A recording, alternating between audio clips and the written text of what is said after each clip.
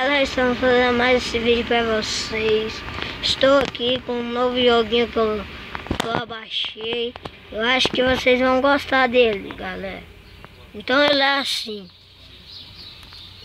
Ele é tipo GTA. Tem confrontos de guerra, de gangue, né? Os carrão bonitão.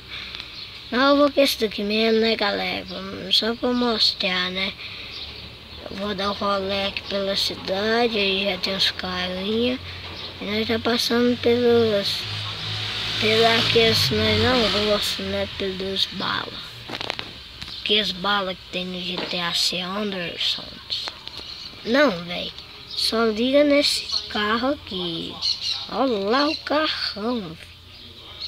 Olha o carrão. Esse carrão aqui é de doido. Então bora. Assim falando. Estamos aí nesse vídeo só para mostrar para vocês como é que é. Assim. Aí nós vamos fazer assim, galera. Aí, olha, galera. Piuca. É o carrão dos balazão, é dos balazão, material, balas. Quer ver as armas? Peraí.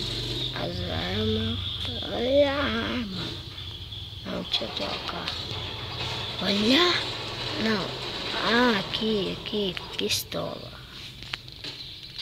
Olha o jeito, galera. Olha o jeito dessa daqui. Então, galera, eu só quis mostrar esses vídeos aqui pra vocês. Se vocês achou bom, dá um like aí pra mim. E também assim, galera, dá uma ajuda aí pro meu primo, Matheus, que vocês sabem, né? Já pedi também ajuda pra vocês aí.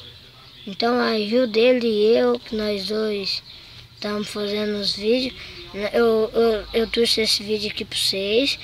E eu e meu primo, nós faz o do Minecraft também. Por favor, assiste aí, dá os likes também no Minecraft. E nesse daqui.